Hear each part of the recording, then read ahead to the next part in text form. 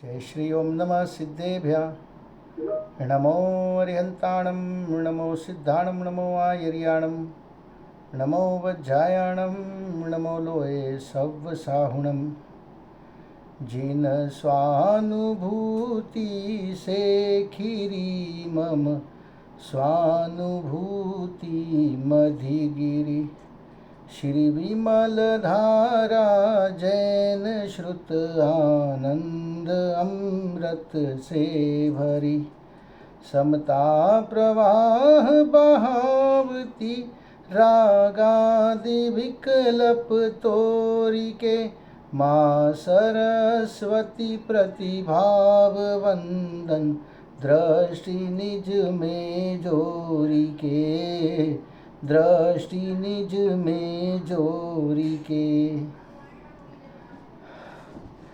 आचार्य वादीप सिंह सूरी द्वारा विरचित छत्र चूड़ामणि की चर्चा हम लोग कर रहे हैं, जिसमें अपना 10 लंब तक की चर्चा पूर्ण हो चुकी है। और पिछला प्रकरण इस प्रकार है कि जीवंदर कुमार ने काष्टांगार को मारकर राजगद्दी पर विराजमान हुए थे राजपुरी नगरी के, और फिर उन्होंने अपने 7 विवाह के पश्चात 8वां विवाह जो है वो अपने मामा गोविंदराज की पुत्री लक्ष्मणा से अंत में विवाह किया था। यहाँ पे 10 लंब पूर्व हुए। आज से अपने को 11वां लंब की शुरुआत करनी है। पेज नंबर 503 पर 11वां लंब जीवंदर कुमार के विशेष प्रसन्नता का कारण। अतः राज श्रिया लब्ध्वा लक्ष्मणा मुमुदे कृति चिरकांक्षति लाभे ही तृप्ति स्यादतिशायिनी। अन्वयार्थ। इसके अनंतर विद्वान राजा जीवंदर कुमार राज्य लक्ष्मी के साथ लक्ष्मणा को प्राप्त करके अत्यंत प्रसन्न हुए। अत्र रीति निश्चय से चिरकाल की चाही हुई वस्तु की प्राप्ति होने पर अत्यंत प्रसन्नता होती है। हम भी किसी वस्तु को बहुत लंबे समय से उस वस्तु का इंतज़ार कर रहे हो, समझ लीजिए आपको गाड़ी लेनी है, मकान लेना है, और आपने उसके लिए बहुत मेहनत की और बहुत काल का इंतज़ार किया हो, तो उस वस्तु के मिलने पर अपने को अत्यंत प्रसन्नता होती है। सरलार्थ। जीवंधर कुमार राज्य लक्ष्मी के साथ ही पत्नी लक्ष्मणा को प्राप्त कर अतिशय आनंदित हुए, क्योंकि चिरकांक्षित वस्तु की प्राप्ति हो जाने पर प्रसन्नता होना स्वाभाविक ही है। विशेषार्थ। इच्छित वस्तु की प्राप्ति से सुख होता है, यह उपचरित कथन है। देखिए यहाँ पे जैन धर्म का मूल सिद्धांत बता रहे हैं कि इच्छित वस्तु की प्राप्ति से सुख होना वास्तव में संसार में किसी प्रकार का कोई भी सुख लेश मात्र भी नहीं है। मतलब इनमें सुख ना ही लार होती है ना, उतना मात्र भी सांसारिक वस्तुओं में सुख नहीं होता। इसलिए क्या कह दिया, इच्छित वस्तु की प्राप्ति से सुख होता है, यह उपचरित कथन है, उपचार से कथन है। वास्तव में सुख का कारण तो कषायों का घटना है। देखिए उसके लिए मोक्ष मार्ग प्रकाशक अध्याय 3 और 4। अनादि काल से किसी भी जीव को परद्रव्य से आज तक सुख अथवा दुख कभी नहीं हुआ, वर्तमान काल में भी नहीं हो रहा, और भविष्य में भी कभी पर वस्तु के कारण सुख या दुख नहीं होगा। ऐसा सम्यक दृष्टि का पक्का निर्णय रहता है। अंदर में तो जीवंदर कुमार को भी ऐसा ही निश्चय था। देखिए वास्तव में तो सम्यक दृष्टि जानते हैं कि परद्रव्य में किंचित मात्र भी सुख नहीं होता, और जीवंदर कुमार भी सम्यक दृष्टि है तो वो भी इस बात को जानते हैं। इसीलिए इच्छित वस्तु की प्राप्ति में सुख जो इस श्लोक में कहा गया है, पहले श्लोक में, ये सिर्फ उपचार मात्र है। अगला श्लोक देखते हैं 2 नंबर का। जीवंदर कुमार और काष्टांगार में अंतर का निरूपण। अब जीवंदर कुमार राजपाट संभाल रहे हैं राज्यपुरी नगरी का, और उसके पहले काष्टांगार संभाल रहा था राजपुरी नगरी का राज्य। तो दोनों के राज करने में कितना अंतर है, उस अंतर का निरूपण इस वाले श्लोक में किया गया है। लब्ध्वा राजमयम राजा रेज सर्वगुणैरपि काचो ही याति वैगुण्यम गुण्यताहार गोमणि। अन्वयार्थ। यह महाराजा जीवंदर कुमार राज्य को प्राप्त करके सब गुणों से भी शोभायमान हुए। अत्र नीति, निश्चय से हार में पिरोया हुआ कांच बुरा प्रतीत होता है, किंतु उसके स्थान पर पिरोया हुआ मणि शोभा को प्राप्त होता है। अर्थात सर्वगुण संपन्न जीवेंद्र कुमार को राज्य की प्राप्ति सुवर्ण में सुगंध की तरह है। देखिए यहाँ पे कांच की उपमा दे दी काष्ठांगार को और मणि की उपमा दे दी जीवेंद्र कुमार को। काष्ठांगार जो था वो हार में कांच के समान था और उसी हार में उस कांच को हटाकर वहाँ पे जीवेंद्र कुमार स्थापित हुए उस राजगद्दी पर, तो वो मणि के समान थे। सरलार्थ, जैसे मणियों के हार में गूंथे जाने पर कांच कभी शोभा को प्राप्त नहीं होता, किंतु मणि ही सुशोभित होता है, वैसे ही जिस राज्य को पाकर दुष्ट काष्ठांगार ने मात्र निंदा ही प्राप्त की थी, उसी राज्य को प्राप्त कर विद्वान एवं सद्गुणों से अलंकृत जीवेंद्र कुमार सब लोगों के प्रशंसा के पात्र बन गए हैं। फिर से पढ़ रहे हैं हम लोग। जैसे मणियों के हार में गूंथे जाने पर कांच कभी शोभा को प्राप्त नहीं होता, किंतु मणि ही सुशोभित होते हैं, वैसे ही जिस राज्य को पाकर दुष्ट काष्ठांगार ने मात्र निंदा ही प्राप्त की थी, उसी राज्य को प्राप्त कर विद्वान एवं सद्गुणों से अलंकृत जीवेंद्र कुमार सब लोगों के प्रशंसा के पात्र बन गए। उन्होंने सुशासन किया, काष्ठांगार ने दुशासन किया था। काष्ठांगार ने प्रजा पर अनेक प्रकार के कर लगाए थे, टैक्स लगाए थे, और जीवेंद्र कुमार ने 12 साल के लिए टैक्स की छूट दे दी थी। विशेषार्थ, यहाँ ग्रंथकार आचार्य श्री वादीब सिंह ने दुष्ट काष्ठांगार को कांच के टुकड़े जैसे निर्मूल्य वस्तु की और विद्वान तथा गुणवान राजा जीवेंद्र कुमार को अति मूल्यवान मणि की उपमा देकर उनके महत्व को स्पष्ट किया है। ठीक है ना। दोनों एक ही गद्दी पे विराजमान थे, लेकिन दोनों के राज करने में जो अंतर था उसको यहाँ पे अंकित किया गया है। अगला श्लोक देखते हैं 3 नंबर का। सज्जन या बुद्धिमान मनुष्य की विशेषताएं। कृति नामेक रूपा ही वृत्ति संपद संपदो न ही नादेय तो ये न तो यधेरस्ति विक्रिया। अन्वयार्थ, निश्चय से संपत्ति और विपत्ति में बुद्धिमानों की वृत्ति एक सी रहती है। सच है, नदी के जल से समुद्र में विकार भाव नहीं होता है।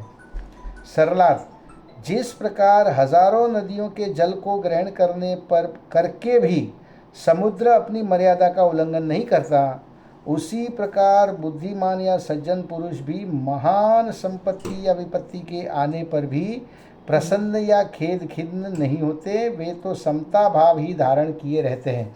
देखिए, इसकी विशेष चर्चा करेंगे हम लोग कि जिस प्रकार हजारों नदियों का जल, समुद्र के अंदर हजारों नदियों का जल आकर एकत्रित होता है, फिर भी देखिए समुद्र में बहुत रेयरली बाढ़ आती है। जैसे सुनामी वगैरह आएगी तो वो समुद्र में आएगी, लेकिन नदियों में जल सीमित होता है, लेकिन उसमें बाढ़ बहुत आती है।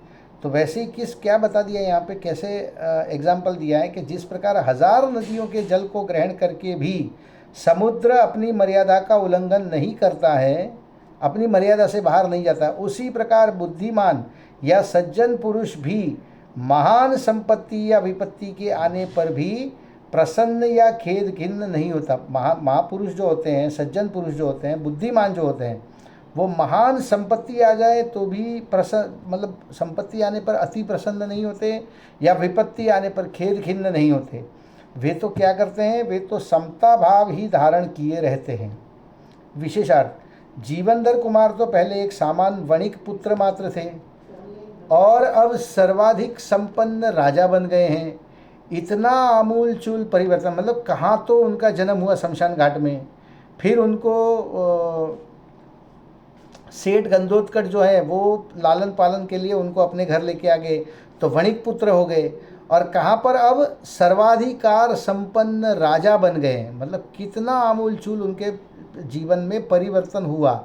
इतना होने पर भी जीवेंद्र कुमार को किंचित भी गर्व उत्पन्न नहीं हुआ।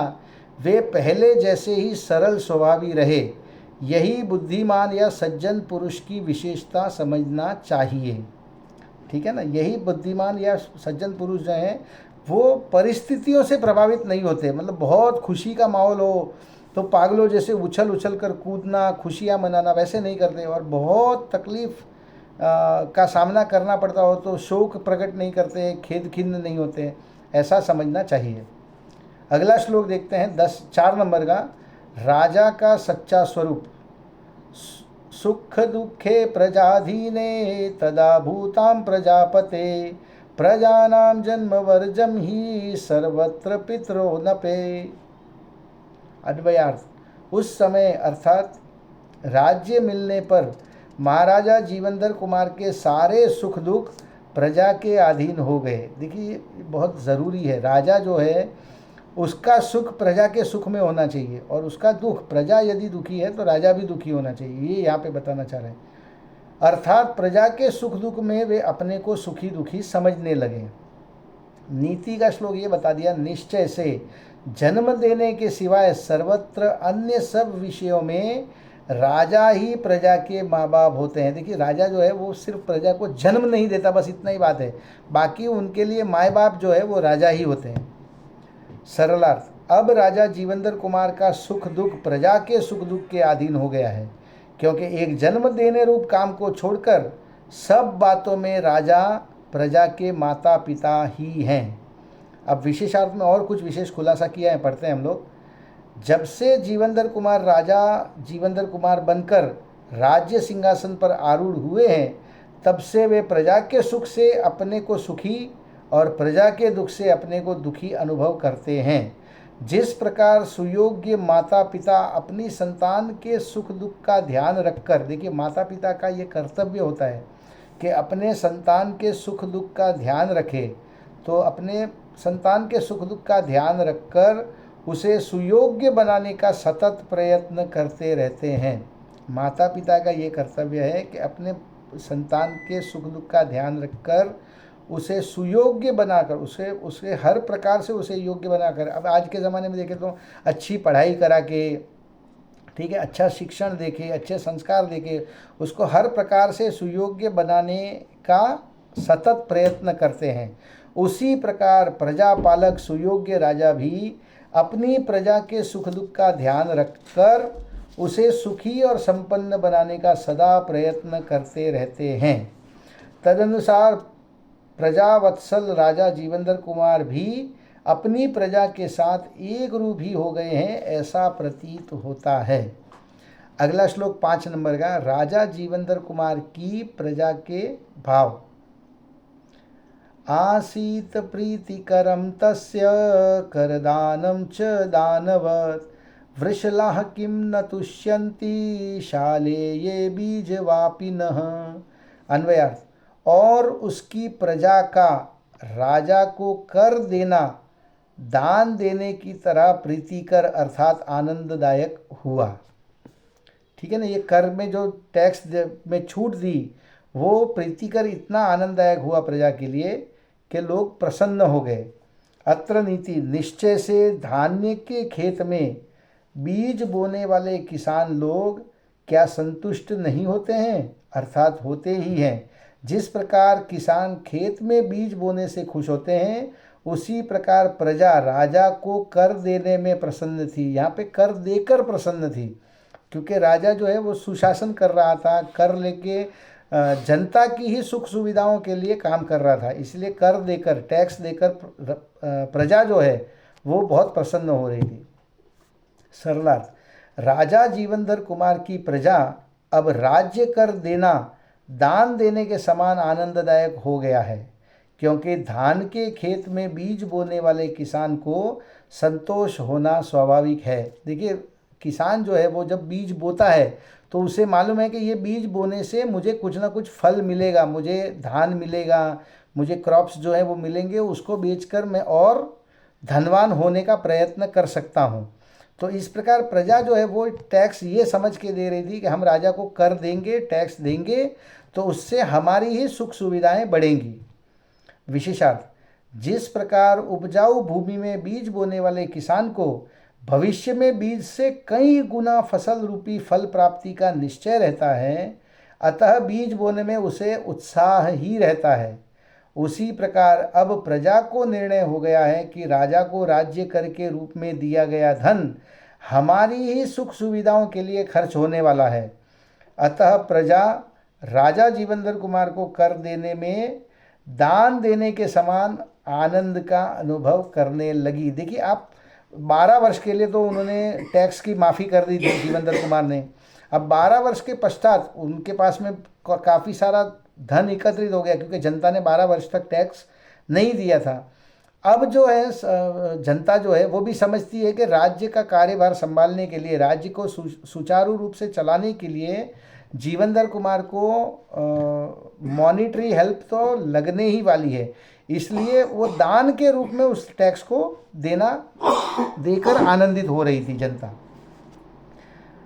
श्लोक नंबर 6, जीवनधर कुमार की राज्य व्यवस्था। मित्रोदासीन शत्रूणां विषये शवसर्पतः तद्ज्ञानेऽपि तद्ज्ञानात् तदेवासीत प्रतिक्रिया।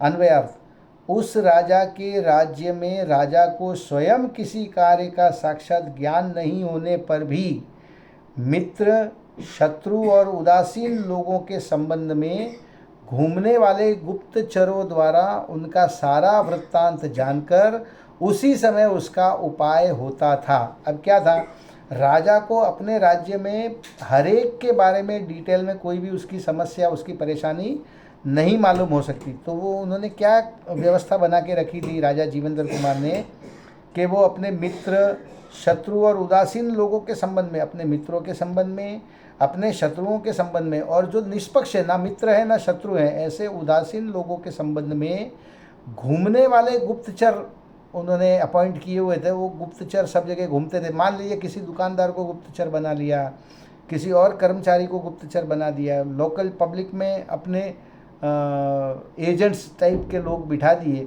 और उनसे वो सारा उनका सारा वृत्तांत, मतलब किसको क्या तकलीफ है, कि कौन किस बात से दुखी है, उनका सारा वृत्तांत जानकर उसी समय उसका उपाय होता था। सरलार्थ, राजा जीवनधर कुमार अपने से मित्रता, उदासीनता तथा शत्रुता रखने वाले मंडलिक राजाओं का पता गुप्तचरों के माध्यम से बराबर रखते थे। अब प्रजा का भी करते थे, और जो दूसरे राजा थे मंडलिक राजा, उनमें राजाओं में भी कोई उनके मित्र होंगे, कोई ऐसे शत्रु होंगे जो मित्र के भेष में हों, और कोई निष्पक्ष होंगे, तो अपने गुप्तचरों के माध्यम से बराबर उनका ध्यान रखते थे। तथापि उन मित्रादि राजाओं को इसका कुछ भी पता नहीं चलता था।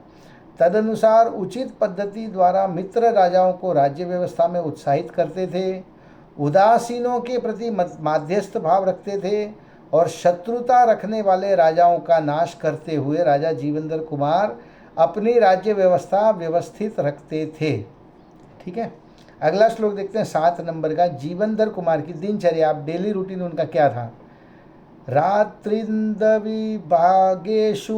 नियतो नियतिं व्यध्ययात् कालातिपात मात्रेण कर्तव्यम ही विनश्यति। अन्वयार्थ, नियम पूर्वक कार्य करने वाले उन राजा ने रात दिन के विभागों में नियत किए हुए कार्य को यथा समय पर किया। दिन के समय में क्या करने योग्य है, रात के समय में क्या करने योग्य है, मतलब अपना पूरा शेड्यूल एकदम सही ढंग से बनाया हुआ था। अत्र नीति निश्चय से काम करने योग्य समय के निकल जाने पर योग्य कार्य नष्ट हो जाता है।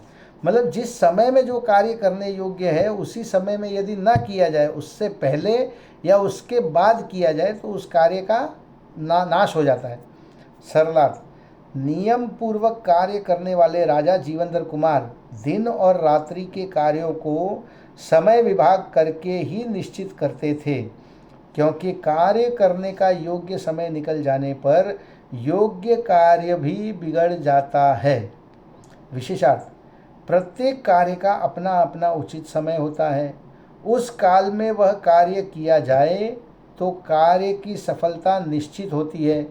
असमय में किया हुआ कार्य अधिक श्रम करने पर भी सफल नहीं हो पाता। लेकिन वही कार्य उचित समय पर करने से अल्प श्रम में सफल होता देखा जाता है। आपने कोई कार्य आपको करना है, उसका जो उचित समय है, उस समय आपने वो कार्य नहीं किया और समय निकल जाने, मान लीजिए कि आपको आपके पुत्री का संबंध, मतलब अपने पुत्री के लिए कोई लड़का देखना है, वर ढूंढना है। अब पुत्री जब क्या बोलते हैं, अपने विवाह योग्य आयु में थी, उस समय यदि आपने थोड़ा सा भी मेहनत की होती, थोड़ा सा भी क्या बोलते हैं श्रम किया होता, तो आप उस कार्य में उचित समय में सफल हो सकते थे। अब लड़की की आयु निकल गई, समझ लीजिए एज 10 साल बड़ी हो गई और विवाह के योग्य आयु से 10 साल बड़ी हो गई, तब आप बहुत श्रम करने पर भी आपका कार्य सफल नहीं होता, ऐसा देखा जाता है। जैसे यहाँ पे एग्जाम्पल से बताया मैंने, तो मेरा एग्जाम्पल बता दिया पुत्री के लिए योग्य वर ढूंढने का। यहाँ पे आचार्य वादीप सिंह सूरी ने भी अपना एक एग्जाम्पल दिया है। जैसे गीली मिट्टी के घड़े को कुम्हार मन चाहे आकार दे सकता है, किंतु कब कुम्हार, आपने देखा होगा घड़ा जब बनता है तो गीली मिट्टी को ही आकार दे सकता है, लेकिन उसी घड़े को सूख जाने पर अथवा अग्नि में पकाए जाने पर उसके आकार में कोई परिवर्तन करना संभव नहीं है। कुम्हार जो है वो गीली मिट्टी को किसी भी प्रकार का आकार दे सकता है, गोल बना सकता है, चौरस बना सकता है, लंबचौरस बना सकता है, किसी भी प्रकार का कोई भी आकार उसको दे सकता है गीली मिट्टी को। लेकिन सूख जाने के पश्चात या उसको अग्नि में तपाए जाने के बाद उसके आकार में किसी भी प्रकार का परिवर्तन करना संभव नहीं है। यदि कुम्हार हठपूर्वक, अब समझ लीजिए कि है ही नहीं पॉसिबल, फिर भी कुम्हार जिद पकड़ ले कि हठपूर्वक पक्के घड़े का आकार बदलना चाहेगा, तो आकार तो नहीं बदलेगा, अपितु घड़ा ही फूट जाएगा। इससे उचित समय पर काम करने का महत्व अच्छी तरह समझ में आता है। देखिए ये अपने को डेली लाइफ में भी अपने को समझना चाहिए कि जो कार्य जिस समय करने योग्य है उसको उसी समय करना चाहिए। यदि समय निकल जाने के पश्चात हम वो काम करेंगे तो अपना काम नहीं होगा। जैसे कुम्हार जो है वो गीली मिट्टी को किसी भी प्रकार का आकार दे सकता है, लेकिन पक जाने के बाद अगर वो जिद करे कि नहीं मैं तो इसका आकार बदलूंगा, तो आकार बदलना तो किसी भी प्रकार से संभव नहीं है। उल्टा जो घड़ा है, जो जिस प्रकार का जिस आकार का उसको बनाया हुआ है, वो टूट फूट जाएगा। इससे उचित समय पर काम करने का महत्व अच्छी तरह से समझ में आता है। श्लोक नंबर 8, राज्य शासन और तप की समानता। तपसा ही समम राज्यम योगक्षेम प्रपंचतः प्रमादे सत्यध पातादन्यथा च महोदयात्। अन्वयार्थ, निश्चय से योग और क्षेम के विस्तार से तप के समान राज्य है, अर्थात जिस प्रकार तप में योग और क्षेम की आवश्यकता है, उसी प्रकार राज्य में योग और क्षेम की आवश्यकता है। प्रमाद होने पर, अर्थात राजा और तपस्वी राज्य पालन और तपस्या में यदि प्रमाद करे तो दोनों का अधःपतन होता है, और प्रमाद रहित योग और क्षेम पालन करने से दोनों का महान उदय होता है। क्या बता रहे हैं यहाँ पे आचार्य वादीप सिंह सूरी कि राज्य भार संभालना और तप करना ये दोनों समान हैं, क्योंकि दोनों में योग और क्षेम का विस्तार है। योग और क्षेम करना पड़ता है दोनों में, ठीक है। उचित समय में किया गया योग और क्षेम, उससे राज्य भी सही सुचारू रूप से चलता है और आपका तप भी अच्छे से चलता है। यदि आप प्रमाद करेंगे, आलस करेंगे उसमें, तो दोनों का पतन होता है, राज्य का भी पतन होता है और तपस्या का भी पतन होता है। यही बताना चाह रहे हैं यहाँ पे। सरलार्थ देखते हैं हम लोग। राज्य शासन योग और क्षेम के विचार से तप के समान है, क्योंकि राज्य और तप के योग क्षेम के विषय में प्रमाद करने से दोनों का अधः पतन होता है, दोनों बीच में ही पतन दोनों का हो जाता है, और प्रमाद छोड़ने से दोनों का महान उत्कर्ष होता है।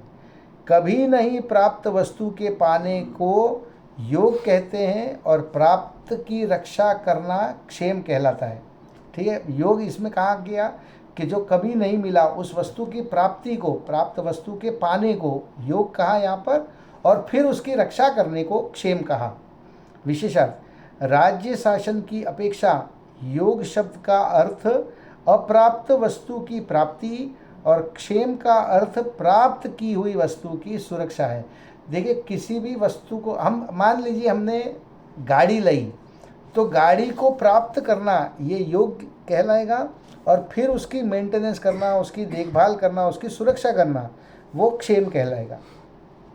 जो राजा प्रमाद को छोड़कर अप्राप्त वस्तु, मतलब जो अपने को मिली नहीं है, वैसे प्रदेश, धन धान्य आदि की प्राप्ति का प्रयत्न करते हैं और प्राप्त वस्तु की सुरक्षा के लिए सदैव जागरूक रहते हैं, उनका राज्य स्वयमेव ही सतत उत्कर्ष को प्राप्त होता रहता है। और जो राजा प्रमाद के वश होकर अपने राज्य के योगक्षेम पर, अभी आलसी राजा है तो ना तो अपने राज्य का विस्तार के बारे में विचार करेगा, ना ही जो राज्य अपने हाथ में है उसकी सुरक्षा के बारे में विचार करेगा। तो विचार नहीं करते, आलस्य में पड़े रहते हैं, उनके राज्य का सहज ही अधपतन हो जाता है। तप की अपेक्षा योग शब्द का अर्थ मन वचन काय की दृष्ट प्रवृत्ति और क्षेम का अर्थ योग से आत्मा की रक्षा करना है। राज्य के लिए तो बता दिया कि नए राज्य की प्राप्ति वो योग है और उसकी सुरक्षा वो क्षेम है। और तप की अपेक्षा से योग शब्द का अर्थ है कि मन वचन काय की दुष्ट प्रवृत्ति, ठीक है ना, उससे रोकना। और क्षेम का अर्थ है योग से आत्मा की रक्षा करना। जब साधुजन प्रमाद से रहित होकर अर्थात आत्म कल्याणकारी कार्यों में सावधान रहते हैं या तप करते हैं, तब उन्हें मोक्ष की प्राप्ति होती है, अथवा स्वर्गादि की अभ्युदय परंपरा पूर्वक मोक्ष की प्राप्ति होती है। या तो सीधा मोक्ष जाएंगे चतुर्थ काल के होंगे तो, और अगर चतुर्थ काल के नहीं है तो वैसी तपस्या नहीं कर पाते, और फिर अभ्युदय परंपरा पूर्वक पहले स्वर्ग में जाएंगे, फिर वहाँ से मोक्ष की प्राप्ति करेंगे। इस प्रकार तप का उत्कर्ष होता है, और जब प्रमाद से योग में प्रवृत्त होते हैं तब तप रूपी कार्य सफल नहीं होता। यदि तप में आप प्रमाद करेंगे तो आपका तप कभी भी सफल नहीं होगा। अतः तप का आकर्षण होता है। राज्य और तप में कथनचित समानता है। तो इस प्रकार से अपने को नीति के श्लोक बताकर आचार्य वादीप सिंह सूरी ने राज्य का शासन और तप की समानता हमको बताई है। अभी विशेष भाग हम लोग आगे कल करेंगे। अभी जिनवाणी स्तुति। हे जिनवाणी भारती तो हे जपो दिन रैन, जो तेरी शरणा ग्रहे सो पावे सुख चैन। जावाणी के ज्ञान ते सूझे लोकालोक, सो वाणी मस्तक नमु सदा देत हूँ ढोक, सदा देत हूँ ढोक। बोलिए जिनवाणी मात की जय हो।